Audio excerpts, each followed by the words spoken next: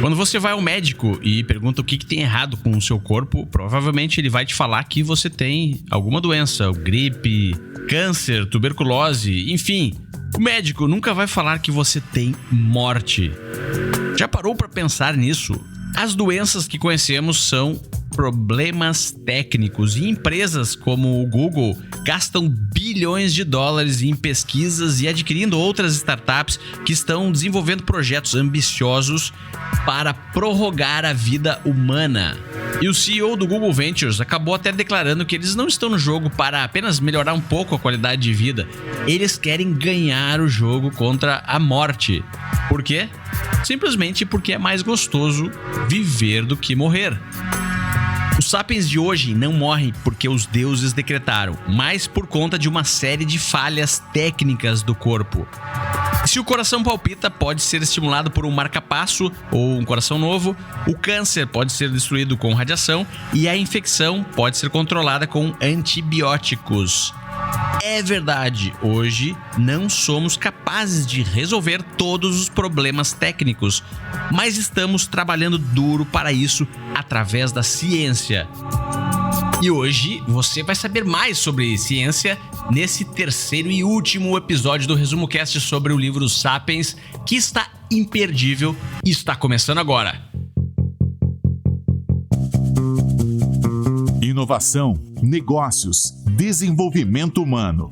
Não é só um resumo de livro. A equipe de leitores mais crítica do Brasil vai trazer agora grandes ideias para empreendedores. Você está na terceira temporada do Resumo Cast e dentro de alguns minutos vai se tornar um ser humano melhor. O livro Sapiens foi publicado no Brasil em 2015 e logo se tornou um dos maiores best-sellers dos últimos tempos no mundo todo. O autor é o historiador, filósofo e professor de História na Universidade Hebraica de Jerusalém, Yuval Noah Harari. Além de Sapiens, Harari também é autor dos best-sellers Homo Deus e 21 lições para o século XXI. Lá no primeiro episódio dessa série, nós cobrimos o surgimento dos Sapiens e a primeira grande revolução, a cognitiva. Nós explicamos como a nossa espécie consegue cooperar em grandes números e de forma flexível através das narrativas. Depois, com o segundo episódio, explicamos como a raça humana aumentou de tamanho através da Revolução Agrícola e unificou todo o planeta. Hoje, vamos para a parte final da saga dos Sapiens, uma revolução que iniciou algumas centenas de anos atrás e que em um contexto macro é muito recente, e cada dia que passa nos fornece mais ferramentas para explicar o mundo e influenciar o nosso próprio destino. Eu estou falando da Revolução Científica. E agora, você vai conhecer a nossa equipe de 5 leitores que leram o livro essa semana e irão te explicar a ideia central dessa parte. Fala pessoal, Arnaldo Neto aqui, autor do best-seller Vivendo de Propósito, fã número 1 do Resumo Cast e agora apresentador do programa que mudou a minha vida. E pra mim, nessa parte do livro, a ideia central é a seguinte: o autor fala muito nessa parte do livro sobre felicidade. Então, pra mim, a ideia central é: qual é o sentido de desenvolver agricultura, escrita, moedas, países e leis, se isso não tornou os sapiens mais felizes? Alô, gente, o professor Emílio Amorim aqui de Juiz de Fora, em Minas, e a questão que eu tenho para vocês hoje é a seguinte: será que nós teremos sucesso em sermos nossos próprios deuses? E depois, o que faremos? Olá, ouvinte Resumo Cast, sou o Holden Macedo, falando diretamente de Brasília e além de defensor público, sou professor de Direito Civil e empreendedor no ramo de desenvolvimento pessoal e da preparação para provas e concursos públicos. E a ideia central da quarta parte deste livro é a de que a Revolução Industrial, a Revolução Científica, a ideologia liberal e o sistema capitalista, tal qual hoje se desenvolvem na sociedade em que vivemos, são fruto do entrelaçamento entre ciência, indústria e tecnologia militar. E essas três forças, unidas, caminham para tentar resolver o maior problema da nossa espécie sapiens: superar a morte e ter a vida eterna. Eu sou Rafael Pires, sou coach e um eterno aprendedor. E na minha opinião, a ideia principal dessa última parte do livro Sapiens é que não existe avanço científico sem algum tipo de interesse político ou econômico por trás. Se as instituições políticas e econômicas quiserem aumentar ainda mais seus poderes, a imortalidade do Homo sapiens vai acontecer, só não se sabe para quê. Tá, e eu, Gustavo Carriconde, eu acho que a ideia central está conectada com um pensamento do autor, que ele diz que nós estamos no limiar do céu e do inferno, movendo-nos nervosamente dos portões de um para a entressala do outro. A história ainda não se decidiu sobre o nosso destino, e uma série de consequências ainda pode nos colocar em uma ou outra direção. E por que a gente não começa esse episódio falando sobre ciência? Na opinião de vocês, o que é ciência? Para mim, a ciência é quando o conhecimento vai um pouco além do achismo, né? A ciência é quando você tem ali um corpo de conhecimento meio que sistematizado através de observação, identificação, pesquisa e explicação. Então, a ciência é quando o conhecimento ultrapassa o achismo com a experiência. Na minha opinião, a ciência ela evoluiu, como o próprio livro narra e retrata bem, de uma ciência de descobrir verdades para uma ciência de resolver os problemas da espécie. E com base na resolução de problemas seriam certezas provisórias razoáveis do que pode solucionar um determinado problema humano. Qual foi o contexto, então, que deu origem ao surgimento da ciência? A gente falou lá no começo que o Sapiens, ele primeiro começou, né, com essa grande revolução que foi a cognitiva, o que nos separa dos outros animais. Depois o número de Sapiens no planeta Terra cresceu exponencialmente. E aí veio a ciência. Como e por quê? Bom, na minha opinião, eu acho que a ciência ela veio no momento em que o Sapiens começou a admitir que ele não sabia de tudo, contrariando o que existia na época, né? Muitos dogmas religiosos, entre outras coisas, falavam muito sobre isso, que eles tinham a resposta para tudo, mas o Sapiens, ao medida conforme o tempo foi passando, ele descobriu que não temos a resposta para tudo. Então começou-se a ir atrás de conhecimento, de progresso, e eu acho que isso lá na frente foi acabar resultando na revolução científica e na ciência, né? Desde então, a gente nunca mais faz as coisas cientificamente por achismo, por opinião. É sempre buscando algum progresso, algum conhecimento profundo de algum determinado assunto e sempre com um investimento, né? No caso monetário. Alguém pode dar algum exemplo? Eu quero um exemplo histórico de ciência. O que é a ciência? A invenção de um navio, uma caravela, um microscópio? Isso é tecnologia. Pois é. Não, a tecnologia surge através da ciência. Mas a ciência ela é uma série coordenada de conhecimentos direcionados a um objetivo, tá? Então, assim, o produto da ciência é a tecnologia, mas a ciência em si seria a coordenação dos conhecimentos humanos para a resolução de um problema que resulta justamente da criação de tecnologias, de teorias científicas, porque nem sempre a ciência é uma ciência aplicada. A tecnologia seria a ciência aplicada, e é um dos campos, né, que ganhou um impulso gigantesco. Mas, assim, na minha opinião, o início de tudo, a ciência partiu da curiosidade do próprio ser humano quanto à sua própria ignorância. Então, a partir do momento que o ser humano admitiu que ele não sabia o quanto ele achava que sabia, e também a partir do momento que ele começou a questionar determinados dogmas, principalmente os que vinham das religiões, aí sim a ciência ganhou corpo e ganhou impulso, e se abriu, né, a perspectiva, inclusive, para que pudesse ser questionados esse sistema de valores, narrativas da própria religião, e para que o ser humano pudesse acreditar nas suas potencialidades e a partir daí ter uma previsão de futuro melhor, e sendo que ele mesmo conseguiria mudar, né, o próprio futuro e não acreditando em divindades e mitos e etc.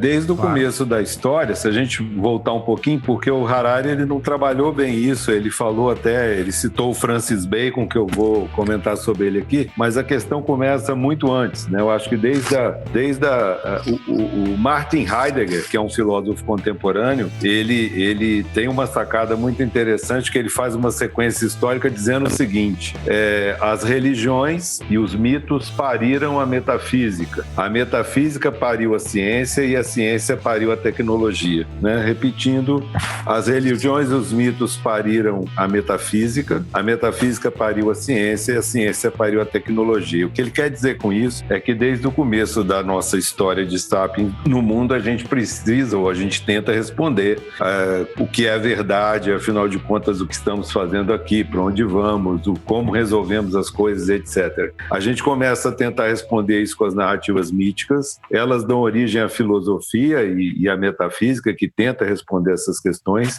A metafísica vai ter como filha a ciência, que é a tentativa de responder essas questões por uma outra via, e a ciência vai produzir a tecnologia, que é uma espécie de resposta a partir do fazer coisas, fazer ferramentas e fazer instrumentos. Hoje a gente vive em pleno mundo tecnológico, onde a gente acha que resolve tudo com aplicativo, ferramenta e instrumentos. Mas aí, voltando um pouquinho antes, desde o começo dessa história, que duas vertentes disputam lugar na história do conhecimento. Uma vertente é o racionalismo e outra é o empirismo.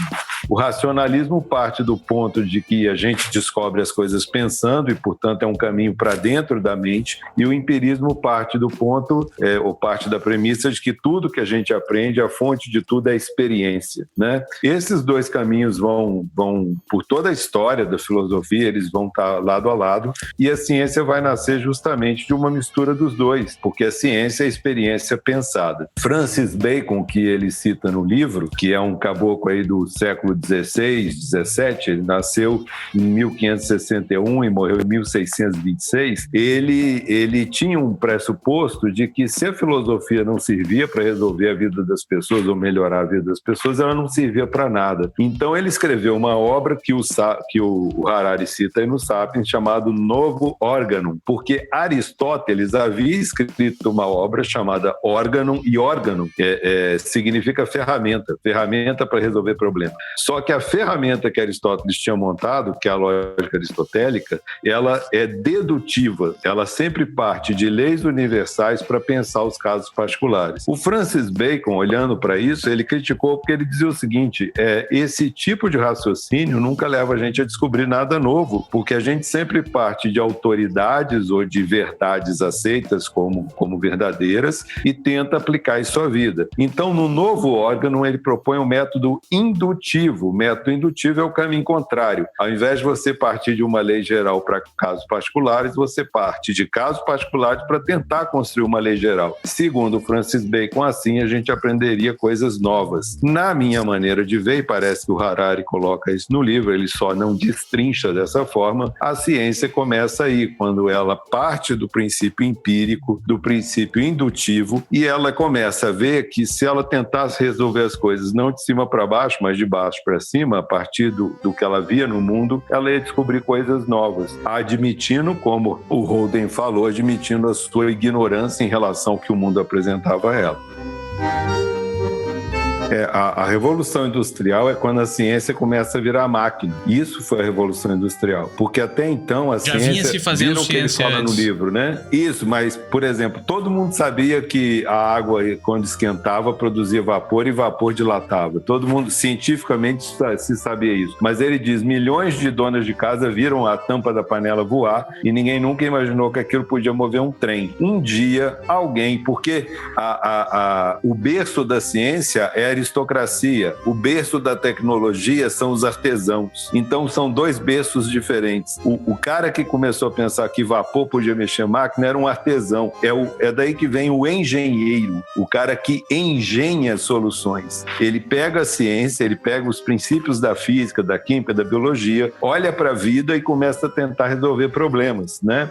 Isso é a arte da engenharia. Então, a Revolução Industrial é justamente o momento em que toda aquela ciência que existia, mas que em princípio não melhorava a vida de ninguém, começou a virar solução prática para a vida e melhorar a vida. E aí a ciência ganha muito prestígio, inclusive aí a filosofia começa a querer dizer que ela é uma ciência, porque até então ela não tinha se preocupado com isso. Há uma série de filósofos desse momento aí que vão tentar botar uma base matemática, como René Descartes, por exemplo, na filosofia para fazer com que ela ficasse próxima da ciência e ganhasse prestígio, porque a ciência começou a resolver e melhorar a vida das pessoas. E esse foi o grande milagre, porque enquanto a ciência eram descobertas de laboratório que não se transformavam em nada na vida, ela não interessava muitas pessoas.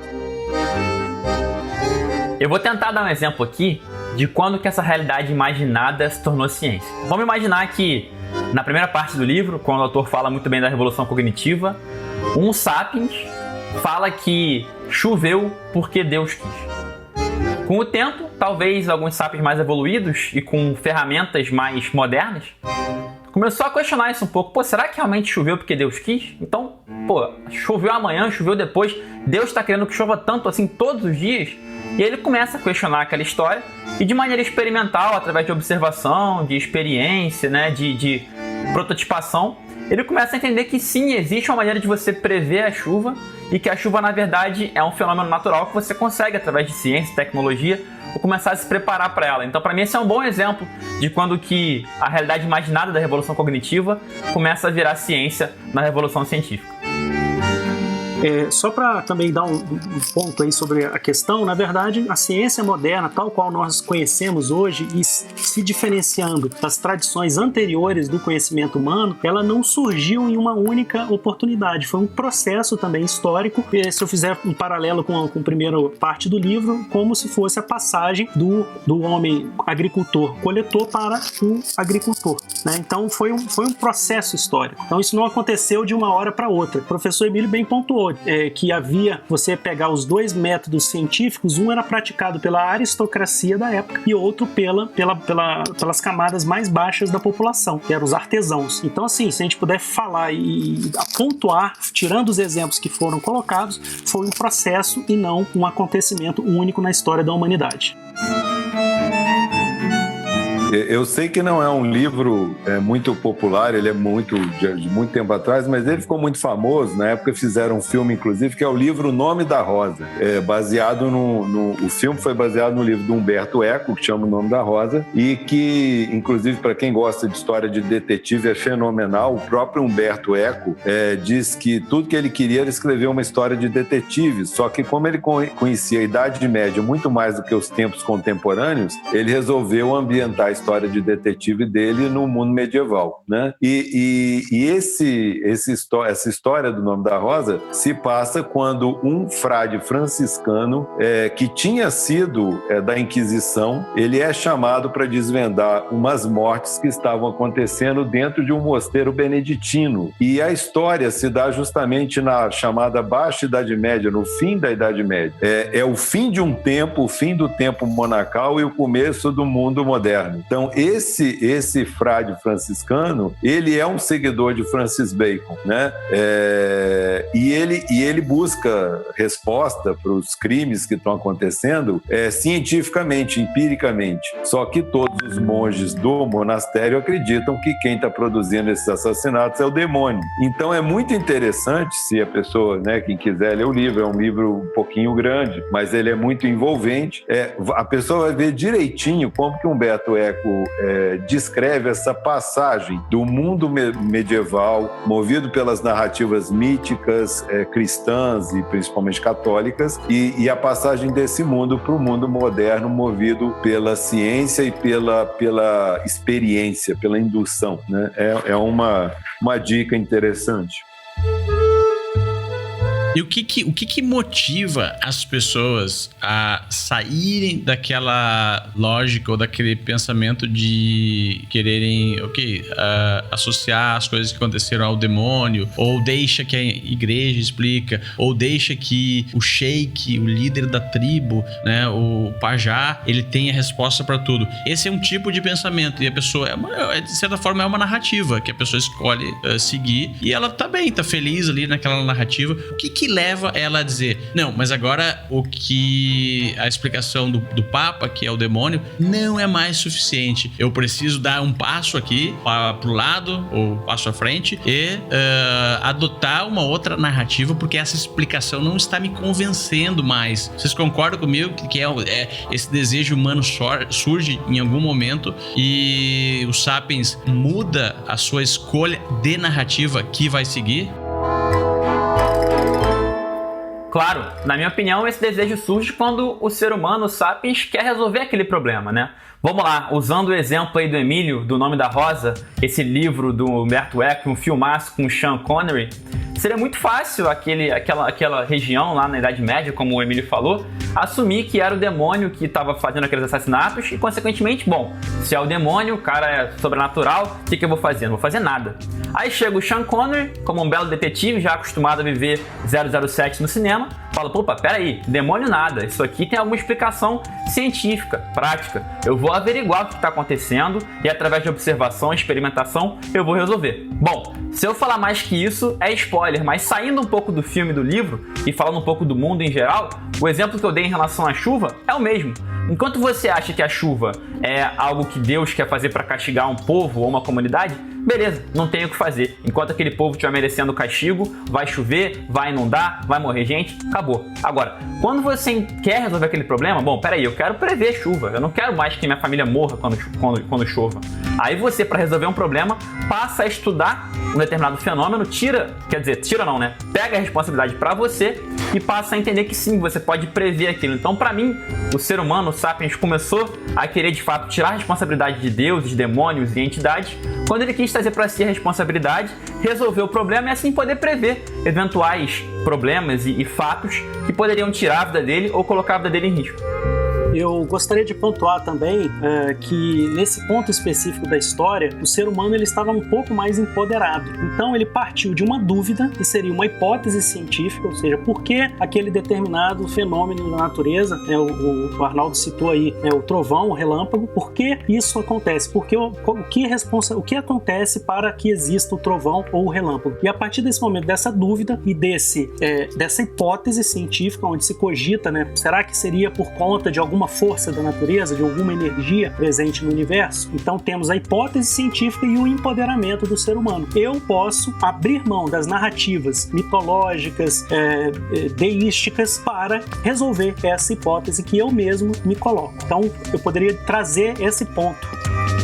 E nesse exato momento, Holden, que o ser humano faz esse questionamento, por que o trovão acontece? Ele olha pro lado e ele vê que todas as pessoas já têm a resposta para essa pergunta. E ele se sente ignorante. Então a ciência é esse primeiro passo para você necessariamente se sentir ignorante ao redor de pessoas que já têm as respostas todas. Só que as respostas das outras pessoas, obviamente, que foi criado por Deus. Então você diria que é o primeiro passo para você assumir uma postura mais científica, ou o ser humano ter esse desejo, essa necessidade de explicar as coisas, é assumir ou aceitar que por algum tempo você vai ser visto como uma pessoa que desconhece, um ignorante ou uma pessoa que discorda do status quo que está acontecendo ao redor dele?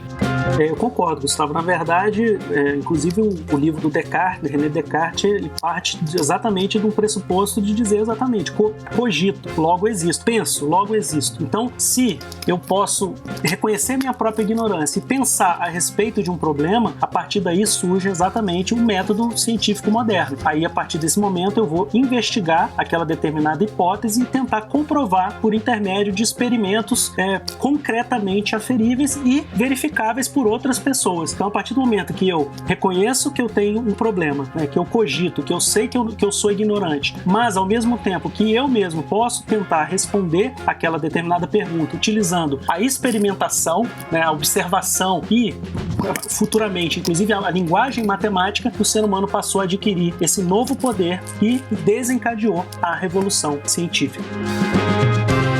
E ao contrário do que muitas pessoas pensam, as teorias científicas podem e devem ser questionadas. É assim que elas se tornam melhores ainda. Teorias científicas não são a palavra final do conhecimento humano. Já, por exemplo, comparando-se com outras linhas de pensamento, como religião, a religião não pode ser questionada. Ou você crê ou não crê. Se você não crê naquilo que está escrito nas escrituras sagradas, significa que você é um descrente. Já a ciência não, a ciência é o oposto disso. Cada cientista cria suas hipóteses e as suas teorias já pensando que no futuro será questionado e derrubado. E esse é o grande segredo da ciência. É por isso que ela se torna melhor à medida que o tempo passa. Vocês diriam que a ciência é tão boa quanto a tecnologia que nós temos para executar a ciência? A tecnologia que a gente tem é a ciência que a gente produz transformada em ferramenta. Mas a ciência Quando é você tão pega boa um quanto... princípio... Por exemplo, hoje nós temos um tipo de microscópio que consegue enxergar até uma certa quantidade lá no mundo. Isso. Se houver um tipo 10 vezes melhor de microscópio, a ciência vai ficar melhor, porque a gente vai conseguir evidenciar mais coisas. Ela terá mais informações. Agora, informação elaborada vira conhecimento, conhecimento aplicado vira tecnologia. Eu posso ter milhões de informações e não usar isso para nada. A ciência, o que o Gustavo está colocando seria o seguinte: o que levou, por exemplo, a ciência a, nesse determinado contexto histórico, em que inclusive nós vivemos hoje, ganhar uma proeminência em relação a todos os outros conhecimentos do ser humano. Minha opinião é de que hoje a ciência é a ferramenta que melhor resolve os problemas do ser humano. Então, a partir do momento que o ser humano acreditou que ele não sabia nada, mas ao mesmo tempo que utilizando um determinado método, ele poderia resolver os problemas que ele colocou, então ele se empoderou e quem fez e o conhecimento humano que foi responsável por essa mudança foi justamente o conhecimento científico retratado aí no livro do Harari dentro da Revolução Científica, que é que hoje vige, até que que o ser humano venha descobrir uma outra ferramenta que resolva tão bem os seus problemas quanto a ferramenta do conhecimento científico.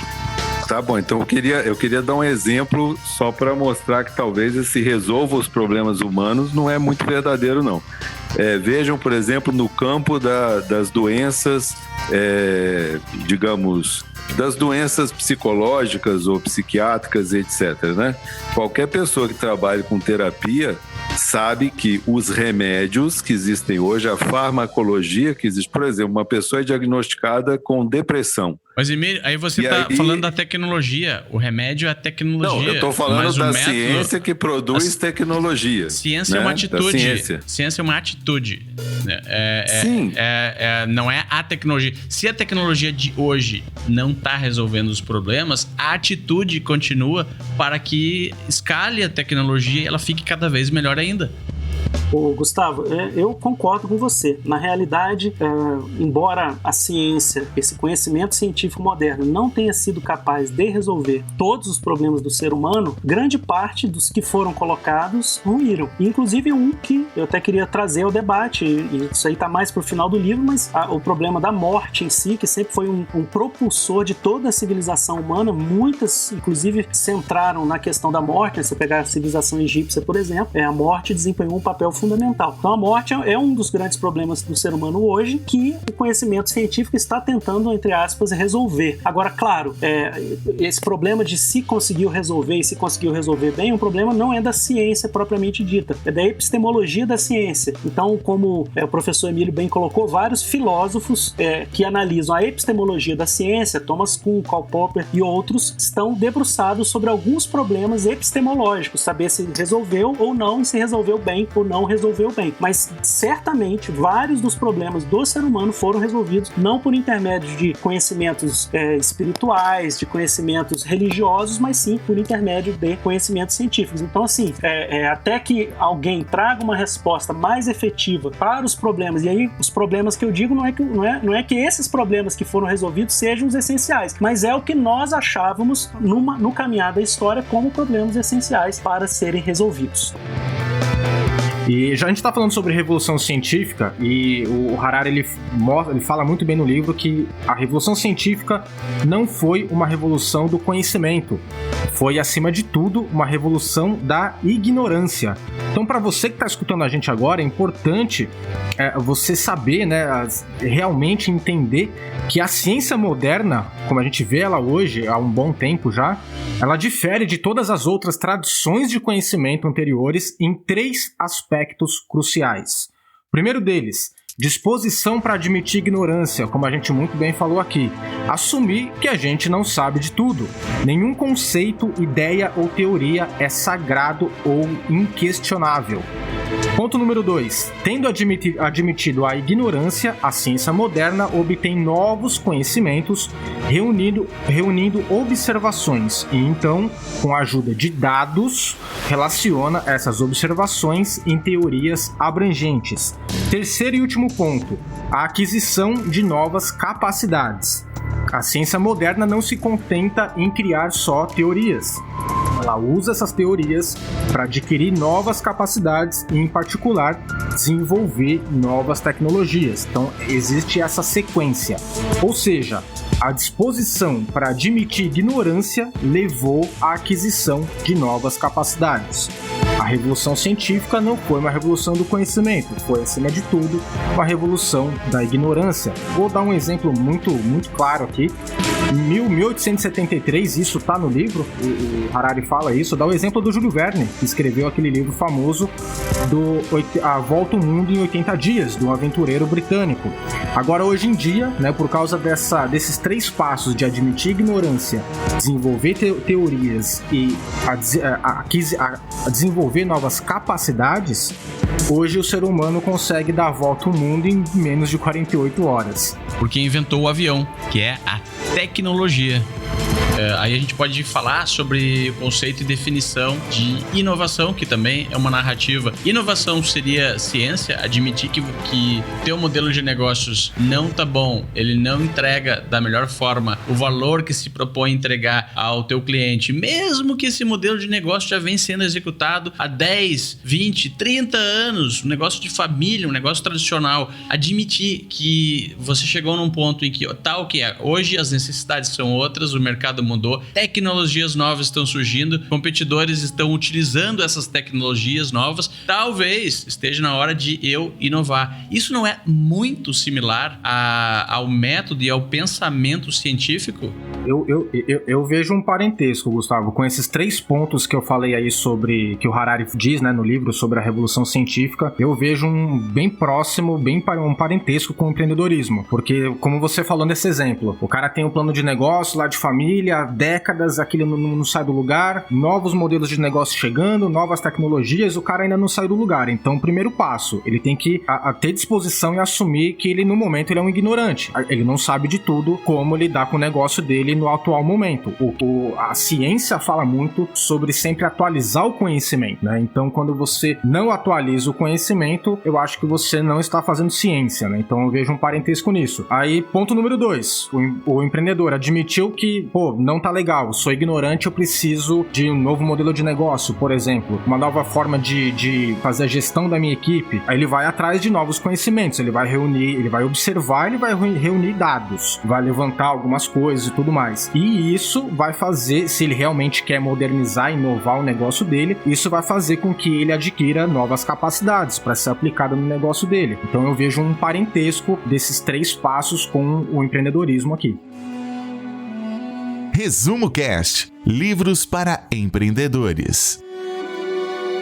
Tem uma coisa que eu acho interessante, reconectando na questão do livro e do empreendedorismo, quando ele fala sobre o vapor, que ele falou assim, muitas pessoas já tinham visto a tampa da panela voando por causa do vapor, só que era preciso uma mudança psicológica para que alguém olhasse aquilo como uma potencial força para deslocar um trem. E isso se junta com a questão de mudança de paradigma, né? Eu acho que a disrupção acontece no mundo empresarial quando alguém muda o paradigma, ou alguma coisa muda o paradigma e a gente começa a olhar para o mundo de uma forma que não olhava antes. Porque quando a gente muda o lugar de onde a gente olha, a gente vê coisas que não via. Então, essa é a primeira mudança. Um outro conceito, além de mudança de paradigma, que eu acho interessante para o empreendedor e que tem a ver com esse livro, o Arnaldo até mencionou ele um pouco atrás, é a ideia de prototipação. Eu acho que a ciência, ela é a mãe da prototipação, principalmente a ciência e a tecnologia. Porque antes, e a gente encontra muitas empresas que ainda têm essa perspectiva, o cara quer planejar tudo de forma que quando ele entregue o produto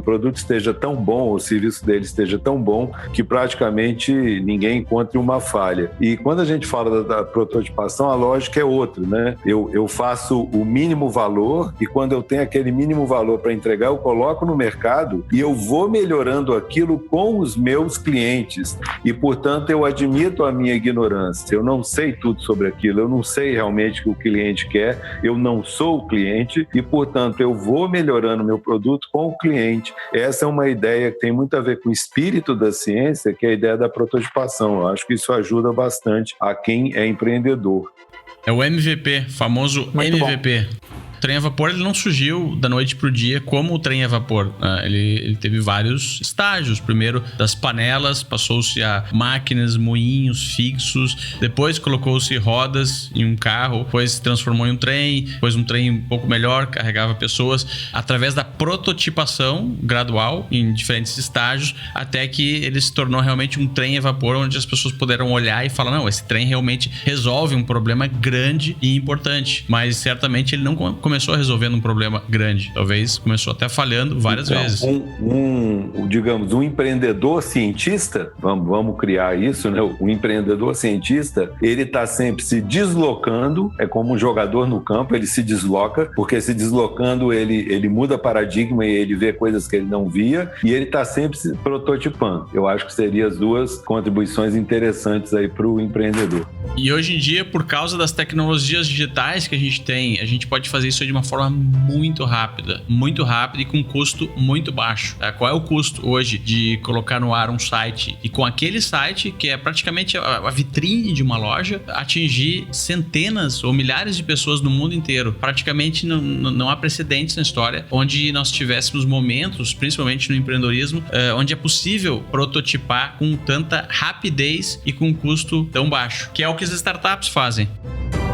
Gustavo, essa contribuição para o livro do Harari é bem interessante se observar no processo histórico, que a partir do momento que a ciência passou de um conhecimento humano que buscava descobrir verdades e com isso competia com religiões, com mitos e etc., e passou a querer resolver problemas concretos do ser humano, ela se aliou ao empreendedorismo da época, porque o empreendedor, na minha opinião, nada mais é do que um resolvedor de problema da sua clientela. Então, o cientista e o empreendedor passaram a ter a mesma perspectiva, como resolver problemas. E aí houve esse entrelaçamento e o Harari narra também, além das questões ligadas aos impérios também. E ele fala isso com mais clareza ainda, porque ele tem um capítulo específico sobre o casamento entre ciência e império. Então, a partir do momento que a ciência passou a querer resolver problemas, ela se uniu ao empreendedorismo e também aos impérios e deu, né, o resto foi realmente história.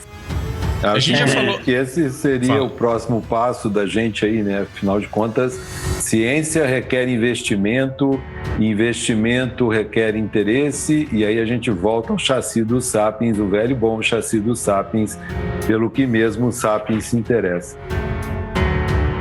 E uma provocaçãozinha aqui, partindo do pressuposto, como eu já tinha dito, de que ciência e o próprio empreendedorismo procuram resolver problemas do ser humano e que as pesquisas científicas são financiadas exatamente com recursos estatais e de empreendedores individuais, a gente observando aí onde é que está o dinheiro da pesquisa científica, a gente vai ver que realmente tanto a morte quanto a própria busca desse sentido, desse propósito, são hoje indústrias muito fortes na nossa experiência contemporânea. Nós temos aí a biotecnologia, a cybertecnologia e as inteligências artificiais cooperando aí para a gente prorrogar ou prolongar a vida dos sapiens, e nós temos também todo um mercado voltado para a construção de propósitos, tanto os propósitos das empresas quanto os propósitos de nós indivíduos, né, enquanto individualidades. E agora eu tenho que fazer uma pergunta, porque o Holden falou sobre experiências humanas. Onde é que estão as experiências humanas? Estão dentro do ser humano? E como é que é a experiência da felicidade? Alguém pode me explicar isso aí? O que ele fala no livro? Eu posso responder com base no próprio Harari, né? O Harari falou que a definição geralmente aceita para felicidade seria um bem-estar subjetivo e que, inclusive, todas as vezes que tentou se estudar cientificamente o que é a felicidade, uma legião de psicólogos foi a campo com questionários perguntando individualmente a cada uma dessas pessoas, indagando, né, fazendo numa escala de 0 a 10, perguntas do tipo assim, quando você se sente satisfeito com a sua forma de ser, você se sente satisfeito com a vida, de 0 a 10. E aí, coletando esses dados científicos, se chegou a conclusões, inclusive conclusões que já eram mais ou menos previstas por filósofos, por poetas ou demais pensadores. Eu acho que essa questão em relação à correlação entre condições objetivas e expectativas subjetivas é aquela boa e velha fórmula: felicidade é igual a realidade menos expectativa, né? Tem um exemplo muito bom que o autor dá, algo semelhante a isso. Se você quer uma Ferrari 0 e ganha um Fiat usado, você não vai ficar muito feliz, vai achar que alguma coisa te foi negada. Agora, se você quer uma carroça e consegue justamente uma carroça, você fica contente. Então, o cara que ganhou a carroça, se você for considerar só de maneira básica, sem analisar expectativa, peraí, o cara que tem uma carroça tá mais feliz do que o cara que tem um Fiat? Sim, por uma questão de expectativa. O cara que ganhou o Fiat queria a Ferrari e o cara que queria a carroça, de fato, ganhou a carroça. Então é por isso que, né, se você vê, ganhar na loteria tem com o tempo o mesmo impacto, por exemplo, do que pessoas que sofrem um acidente de carro. Porque quando as coisas melhoram e as expectativas inflam ou eventualmente se adaptam, até mesmo melhorias drásticas nas condições objetivas podem nos deixar insatisfeitos, ou melhorias como de saúde, consigo voltar a andar, podem nos tornar tão satisfeitos quanto melhorias que pareceriam muito maiores. Então acho que tudo isso que a gente está falando cai naquela velha e boa fórmula: felicidade é igual a realidade menos expectativa. Tá, legal. E aí, à vista do meu ponto, então, em relação à felicidade, vem numa frase que o Harari diz no livro, né? Ele diz que a felicidade duradoura só vem da serotonina, dopamina e da oxitocina. Então, pra mim, Explica, agora explica. Não, o que quer dizer isso? Não, a serotonina, a dopamina e a oxitocina são substâncias, né? São substâncias que, dependendo do que a gente faz ou não faz, sempre tem algumas substâncias sendo ali injetadas, né? Ou sendo produzidas no nosso corpo, hormônios, né? Tudo que a gente faz está produzindo alguma coisa, né? Então, para mim, a felicidade é você construir hábitos em torno... construir hábitos que vão te dar dopamina, que vão gerar dopamina, serotonina e oxitocina no seu organismo. E se eu replicar artificialmente essa injeção química de um produto no meu sangue, eu vou sentir felicidade? Rodamos e chegamos onde a gente ia lá atrás. Olha que maravilha, bicho. Exato. Está tudo escrito. Veja bem, aproveitando a carona do Rafa, uma coisa que acontece muito hoje é uma coisa que a gente chama de reducionismo fisiológico. O que é reducionismo fisiológico? O pessoal da neurociências, os estudantes do cérebro, né, da massa encefálica do cérebro, eles vão lá e analisam um monte de gente, colocam as pessoas naquele tomógrafo funcional, né, que escaneia seu cérebro durante o tempo que está fazendo alguma coisa. Aí mostram um monte de imagens legais, engraçadas, etc., né? E aí olham dentro do tomógrafo e veem qual a área do cérebro que está acendendo. Aí eles falam, tá vendo? Alegria e felicidade corresponde à área tal e tal acesas, né? E aí vão lá, examinam bioquimicamente o cérebro e percebem que quando você tem a serotonina, a dopamina e a oxitocina, são hormônios que ficam na sinapse ali, quando um neurônio quase toca no outro.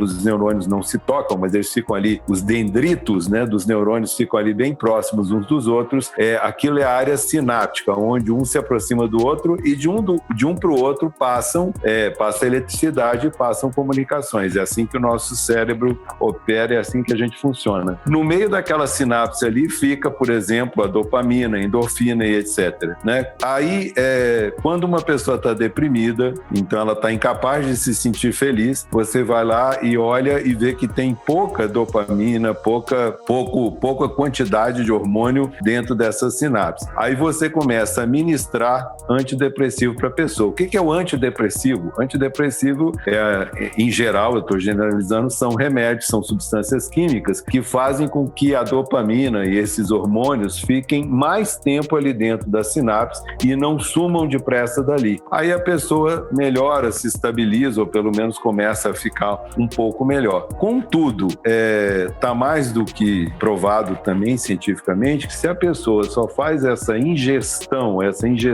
de substâncias químicas para segurar os hormônios, possíveis hormônios da felicidade ali dentro do cérebro, aquilo não resolve. Com o tempo, o remédio começa a não surtir mais efeito, ela precisa mudar de remédio, aumentar as doses, e o que realmente resolve é uma terapia, algum tipo de terapia colocada ou feita junto com o tratamento medicamentoso para que a pessoa ressignifique a vida. Quando ela ressignifica a vida, misteriosamente as quantidades de dopamina, endorfina, serotonina começam a se normalizar nas sinapses, né, do cérebro. Então, é interessante que compreender fisiologicamente o que é a felicidade não produz felicidade, mas ter significado para viver faz as pessoas ficarem felizes. Mas elas ficam felizes e o corpo, ele produz uma certa combinação química. Tem que haver uma fórmula para isso. Não significa que nós desconhecermos a fórmula, não significa que a fórmula não existe, mas possivelmente um dia no futuro, né, nós temos uma outra substância, um outro produto que vai ser efetivo e o corpo não vai reagir, não vai desenvolver uma resistência, né, aos medicamentos que a gente tem hoje. Mas o que eu concordo com o Harari é que a felicidade ela tá dentro do nosso corpo, quimicamente, levando em conta os exemplos até que o Arnaldo deu, dá pra a gente deduzir claramente isso. E tem mais um exemplo muito interessante no livro sobre um camponês na França e um banqueiro, e os dois moraram em Paris em um determinado momento na história. O banqueiro mora lá num apartamento hoje, super luxuoso, e quando ele acabou de fazer o último pagamento do apartamento dele, super luxuoso, lá na Champs-Élysées, com toda a tecnologia e conforto dentro do apartamento, ele ficou feliz. E ele ficou feliz significa que um nível X dessas substâncias foram produzidas e estavam ali presentes naquela sopa química que é o corpo desse banqueiro. Um camponês medieval, há centenas de anos atrás, no mesmo local, lá em Paris, construiu a sua casinha, e quando ele acabou de construir a sua casinha, mesmo com menos conforto, ele ficou feliz também e replicou o estado químico daquele banqueiro, mesmo que as condições fossem completamente diferentes, um vivendo miseravelmente em condições de pobreza absoluta e o outro com todos os luxos e tecnologias que a gente conheceu hoje, a gente conhece hoje, conseguiram quimicamente estar no mesmo estado que o Harari chamou ali de felicidade. Você está escutando o melhor podcast de resumo de livros do Brasil. Eu acho que explica um pouco isso, Gustavo, é o que ele fala, que a felicidade, né, a gente se acostuma com a felicidade, a gente se acostuma com as melhorias que a vida nos proporciona. Então, por exemplo, ele fala uma história no livro que é sintomática disso, né? Ele fala de Lúcia e Lucas, dois gêmeos de classe média, que concordam em participar de um experimento sobre bem-estar, felicidade. E eles dão, nesse dia, desse experimento, várias respostas sobre felicidade. Saindo desse laboratório de psicologia, o carro da Lúcia é atingido por um ônibus, né? Lúcia, um dos gêmeos, deixando ela com uma série de ossos fraturados, uma perna permanentemente danificada, enquanto, né, uma equipe está indo lá resgatar a Lúcia, o telefone do Lucas toca e ele descobre que acabou de ganhar 10 milhões de reais na loteria. Com o tempo, 2 anos depois, ela vai estar mancando, ele vai estar muito mais rico, mas quando o psicólogo voltar a fazer um acompanhamento desse estudo de felicidade, ambos tendem a dar as mesmas respostas que deram na manhã antes do acidente e antes do Lucas ganhar na loteria. Por quê? Porque, segundo o Harari, a gente se acostuma com as melhorias que a vida nos proporcionou. Tanto o Lucas se acostumou com uma vida um pouco mais rica, quanto a Lucy se acostumou com uma perna um pouco melhor comparada à perna fraturada que ela teve depois do acidente. Então acho que isso que você falou do camponês e do executivo, ambos tiveram um pico de felicidade ao conquistar aquilo, um lá no meio do campo e outro no meio das Champs-Élysées, mas com o tempo ambos se acostumaram com a realidade, seja ela qual for para cada um dos casos.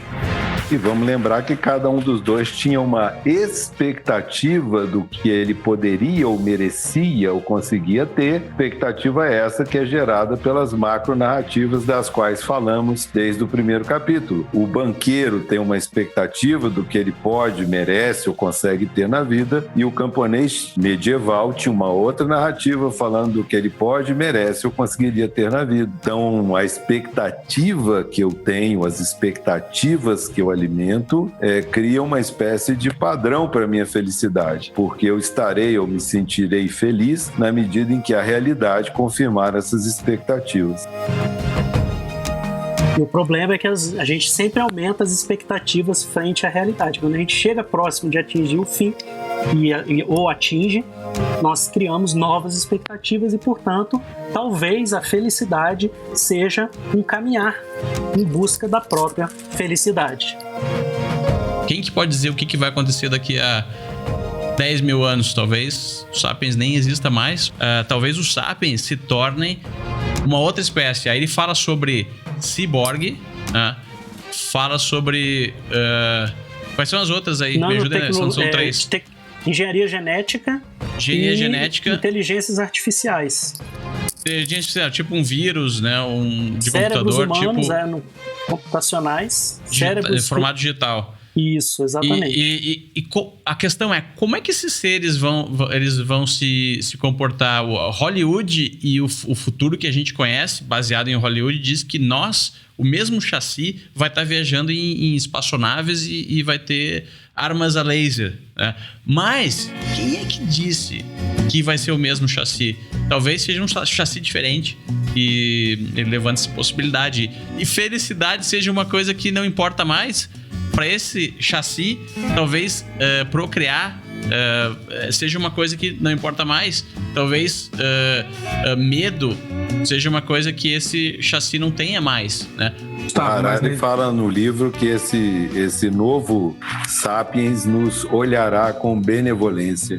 O que passa pela minha cabeça é justamente isso. Os neandertais com benevolência. Sim, como nós olhamos os homens de Neandertal. Essa nova raça, essa raça de super-humanos amortais, lembremos isso, não imortais, mas amortais, porque eles continuarão podendo morrer se forem, sei lá, atropelados, atingidos por alguma coisa, eles morrerão, mas eles não morrerão de causas naturais, e isso não é um imortal, mas é um amortal. Eu gostei muito dessa diferenciação. Parece que não há perspectiva de que nós sejamos imortais, poderíamos ser mortos por alguma coisa, mas seríamos amortais, e essa raça de super-humanos amortais provavelmente olhará para nós com uma certa benevolência, porque eles olham o mundo e vivem no mundo a partir de outro paradigma. Eu acho que não há como hoje nós, sapiens, desse tempo agora, sequer imaginarmos como seria essa nova raça. Por isso que o Harari chama de deuses, né? Seriam deuses para nós, ou nós os olharíamos como deuses e eles nos olhariam como animaizinhos simpáticos. É como apresentar uma peça de Hamlet para os homens de Neandertal. Não faz sentido para eles. Ele fala isso aí também. E tem uma questão bacana em relação aos amortais e imortais. A gente hoje pula de bungee jump, né, vai na montanha-russa e pula de paraquedas, porque um dia a gente vai morrer. Então, beleza, claro, não é que eu queira morrer agora, mas agora imagina se você sabe que você nunca vai morrer se você não se arriscar. O quanto que isso mudaria o comportamento das pessoas. É interessante pensar nisso. Não, né? O mundo inteiro, a dinâmica, as narrativas vão mudar todas. Coisas que são importantes hoje pra gente não vão mais ser importantes. Pois é. E aí emprego, a gente colocando quem é sobre... que vai se preocupar em perder o emprego? Sobre a perspectiva do empreendedorismo, é bem interessante a gente pensar na questão do ser humano amortal, porque a partir do momento que hoje a gente já tem um problema demográfico bastante significativo, né? Nós saltamos aí de 1 para 7 bilhões de habitantes do planeta em 200 anos, imaginem vocês como será se criarmos uma espécie de sapiens amortal. Então, isso abre perspectivas bastante interessantes, tanto sobre o ponto de vista psicológico e filosófico, quanto também quais seriam os problemas que o empreendedor do futuro teria que resolver quando a própria morte não for mais um problema para a espécie. E aí eu me arriscaria a imaginar um futuro onde realmente seria inexorável a busca por novos planetas habitáveis, porque a questão demográfica avançaria tanto que não comportaria uma espécie humana em harmonia, entre aspas, que hoje, né, já se vê que não há uma certa harmonia, mas seria inviável a vida humana no planeta Terra. Para botar a lenha nessa fogueira aí do que o Roden está puxando, segundo algumas visões antropológicas e mesmo filosóficas, etc., um dos motivos que leva o ser humano a querer ter filhos é se perpetuar nos seus filhos, porque nós não sabemos mortais, quando você tem um filho, olha para o seu filho e vê inclusive traços físicos seus no seu filho, você se perpetua. Isso é uma coisa muito forte nos judeus, né? O judeu primava pelo fato de ter um filho, principalmente ter filhos homens, porque o filho homem carregava o nome do pai. Um homem que não tivesse filhos homens, o seu nome desapareceria da face da terra. E agora vamos lá, será que uma raça de sapiens amortais desejaria ter filhos? Ter filhos para quê? Se eu vou viver para sempre do jeito que eu estou. Só explicando, só um parênteses para explicar o que seria amortal, que a gente já pulou nesse termo, e eu acho que cabe aí uma breve explicação. Então, eu acho lembra ótimo. Que eu falei lá no começo, quem está nos escutando, o ouvinte que está nos escutando vai morrer, mas vai morrer por falhas técnicas, ou o coração vai parar, ou vai entrar um vírus na corrente sanguínea. À medida que nós formos desenvolvendo com a ciência novas tecnologias e resolvendo essas falhas técnicas, vai chegar num ponto que possivelmente, não se sabe se a gente está perto ou longe, o ser humano amortal vai ser uma realidade, ou seja, um ser humano que não vai ter mais falhas técnicas, seus órgãos, o seu corpo, ele de alguma forma não vai parar de funcionar mais, ele não vai nem envelhecer, possivelmente. Em condições normais de temperatura e pressão, ele não morrerá. E o interessante é que o professor... Isso, mas ele pode ser atropelado por um carro e aí sim, aí é uma condição anormal. Exatamente. Ele não é um imortal. Para mortal. O imortal é aquele que não pode ser morto de forma nenhuma. Nem se ele for destroçado, ele morre porque ele volta de novo à sua forma primordial. Então é uma espécie de Deus. Isso é ser imortal. Ser amortal é isso aí. Eu não posso morrer de causas naturais, mas se eu for atingido por alguma coisa ou danificado por alguma coisa irremediável, eu morreria, né? Agora, voltando à pergunta, será que seres amortais continuariam vendo graça em ter filhos? Será que o propósito do ser amortal, será que o propósito do ser amortal não vai ser tornar-se imortal? Muito bom. Aliás, gostaria de novo de lembrar um filme antigo chamado Highlander, o Guerreiro Imortal, trilha sonora do Queen, e uma das músicas do filme que eu recomendo para todo mundo chama Who Wants to Live Forever, porque... Vejam o filme e escutem a música do Queen que vocês vão entender do que eu estou falando, não vou dar spoiler aqui. Eu acho que é... Pode dar. Todo mundo já viu. Eu vou dar spoiler. Então vamos denunciar a nossa idade, viu, Gustavo? Ele chega à conclusão que ele, na verdade, ele queria morrer. Os jovens não viram. Estamos denunciando nossa idade aí, viu? Para botar mais lenha na fogueira, né? Tem um momento ali da Bíblia falando do Apocalipse, falando do fim dos tempos, né? Em que o escritor diz assim: e os seres humanos procurarão a morte e não a encontrarão. Boa, e posso puxar um gancho aqui que o professor Emílio falou sobre a questão do será que um ser amortal vai querer procriar? Olha só que interessante a perspectiva. Se vingar essa questão filosófica individual, se as pessoas se sentirem desobrigadas de perpetuar o seu próprio gene, por conta de ser um ser amortal, o problema demográfico já vai estar resolvido e não vai precisar de empreendedor nenhum solucionar esse tipo de problema. Então, outras perspectivas e outros problemas serão resolvidos pelos empreendedores e cientistas do futuro. Então, você veja que para cada problema, para cada caminhar histórico, surge caminhos nessa estrada.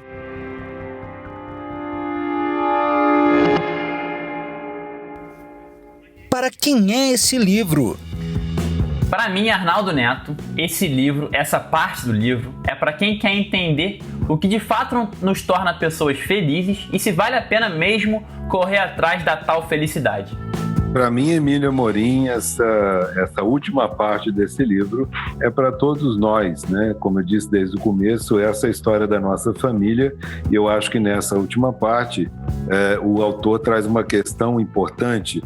Nós queremos realmente nos tornar deuses sem propósito? Bom, e para mim, Holden Macedo, esse livro é para todo aquele que deseja conhecer de uma maneira reflexiva e profunda como chegamos ao modelo capitalista, ao liberalismo e à crença no empreendedorismo como formas altruístas de ajudar o próximo, pensando em nós mesmos. E também para aqueles que se preocupam em achar respostas para questões do tipo: estamos no caminho certo ou vamos repetir os erros do passado? A humanidade tem um objetivo comum: como podemos melhorar coletivamente enquanto espécie? E como fazer isso respeitando as demais espécies, o planeta e a nossa própria individualidade? Bom, na minha opinião, Rafael Pires, essa quarta e última parte do livro é um material excelente para quem quer entender mais sobre a relação entre ciência, política, economia e também para quem quer ter ideias sobre felicidade e mais ou menos tentar descobrir ou começar a ter opiniões, abrir a mente para entender qual que vai ser o futuro da raça humana. O que marcou ou mudou na sua forma de pensar ou agir? Olha, pode parecer estranho, mas essa parte do livro me fez parar de perseguir a felicidade. Calma, eu vou explicar. Se a felicidade é um ganho que gera expectativas nem sempre atingidas e com o qual eventualmente nos acostumamos, acordar todos os dias pensando em ser feliz se torna uma busca vazia e solitária. Então, eu troquei isso por um levantar da cama diário com a intenção de contribuir com o mundo e as pessoas ao meu redor. O resultado? Bom, a felicidade veio como consequência, então não busque a felicidade. Busque sim uma vida de serviço e propósito, que a felicidade vai bater na sua porta. A grande prova de que isso funciona é que eu aposto que você eventualmente se frustrou em alguma busca egoísta por prazer. Mas alguma vez você não se sentiu bem ao fazer o bem para alguém? Pois é, faça essa mesma mudança na sua vida, busque propósito ao invés de felicidade, e eu te desejo transformação ainda mais profunda do que a minha. Eu, Emílio Amorim, eu acho que essa última parte, lembrar desse fechamento do livro, me trouxe de novo questões que já vêm comigo por causa da filosofia, dessa pergunta permanente do porquê, né? Eu acho que a ciência às vezes responde o como resolver as coisas, responde com o que resolver as coisas, mas em poucos momentos, ou quase nunca, ela responde por que resolver as coisas. E na minha visão, cada vez mais, essa é a grande questão do mundo contemporâneo, que a gente descubra propósitos, imagine junto novos propósitos que nos levem a dar outros passos, nos levem para frente, nos levem em busca de novas descobertas e novas invenções. Para mim, Holden Macedo, esse livro, esses capítulos do livro modificaram minha maneira de agir, porque embora eu possa não concordar com algumas das conclusões filosóficas a que Harari chegou, ele modificou profundamente a minha visão sobre diversos fenômenos e acontecimentos históricos, abrindo novas perspectivas de resolução para os atuais problemas que nós vivemos. E dessa forma, conhecendo o passado, eu pude encontrar referências históricas, repetições e padrões, e passei a diagnosticar melhor e também a prognosticar melhor o comportamento dos demais membros da minha espécie, individual e coletivamente.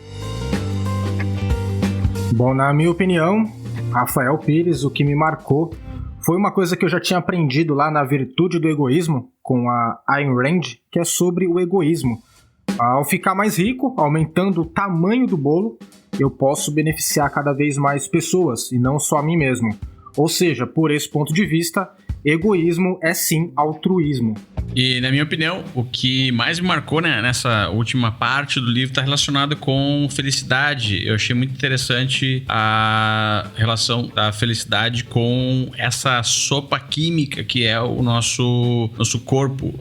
E as sensações do nosso corpo, elas são influenciadas pelos níveis químicos que estão principalmente na corrente sanguínea, ou sabe-se lá quais outras influências tem que o nosso corpo utiliza para replicar esse estado de felicidade. Aí ele coloca um exemplo: uma pessoa que acabou de ganhar na loteria ou de encontrar um novo amor e pula de alegria, na verdade, não está reagindo ao dinheiro ou ao fato de ser amado, está reagindo a vários hormônios que inundam sua corrente sanguínea e a tempestade de sinais elétricos pipocando em diferentes partes do seu cérebro. Frase de outdoor. A felicidade não depende de condições objetivas de riqueza, saúde ou mesmo comunidade. Em vez disso, depende da correlação entre condições objetivas e expectativas subjetivas. Existe algo mais perigoso do que deuses insatisfeitos e irresponsáveis que não sabem o que querem?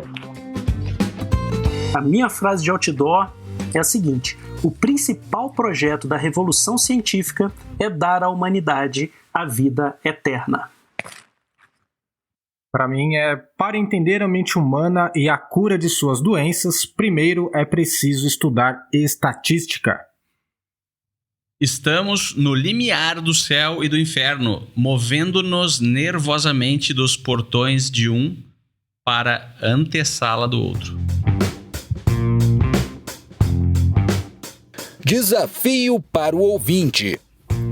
Ouvinte, eu sei que você estava esperando esse momento, então chegou a sua hora. Olha só, nas últimas páginas do livro, Yuval Noah Harari afirma que estamos próximos de conhecer o primeiro ser humano imortal. Se você, ouvinte, soubesse que iria viver para sempre, o que você mudaria na sua vida imediatamente? E viver para sempre nas condições que você está hoje seria uma bênção ou uma maldição?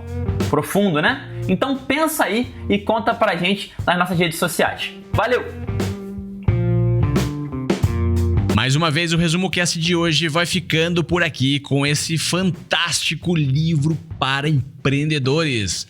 E a série do Yuval Noah Harari não termina hoje. E no próximo episódio, iremos falar sobre o segundo best-seller do autor, Homo Deus, que traz reflexões fantásticas sobre o seu futuro, o futuro dos Sapiens.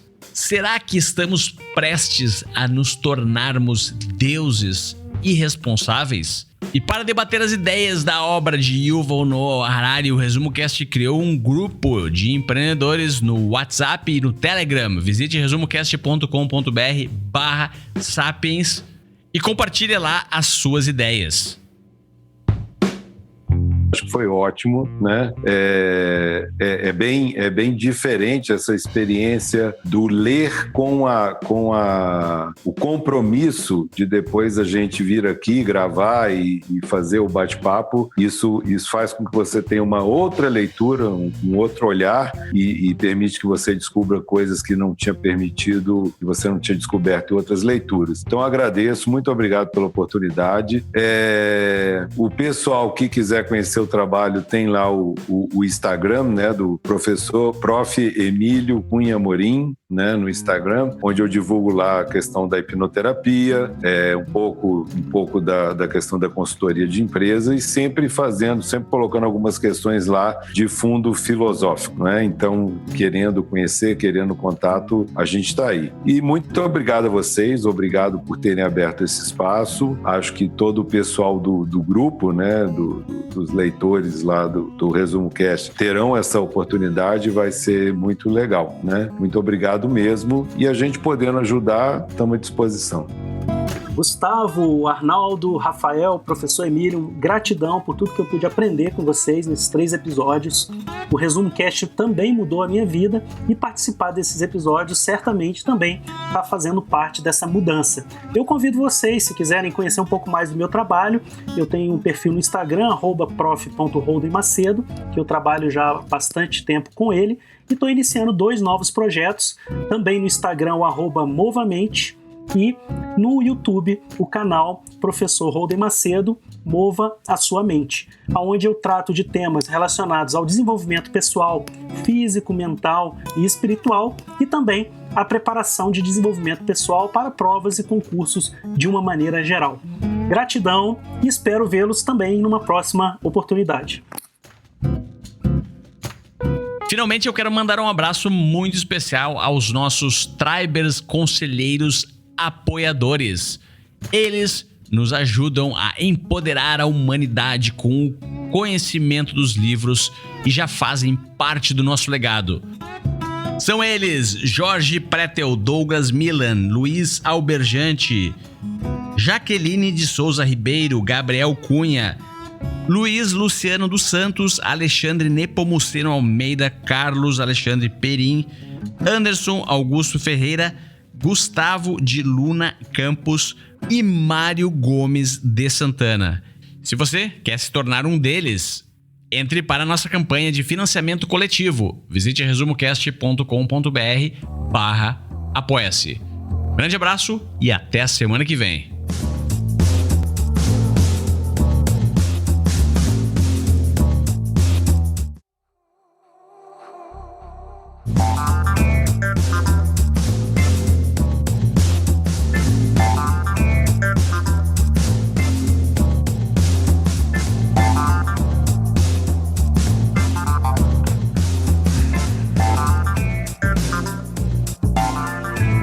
A melhor forma de aprender é ensinando. Compartilhe estas ideias com alguém e nos ajude a empoderar a humanidade com o conhecimento dos livros. Para saber mais, visite resumocast.com.br.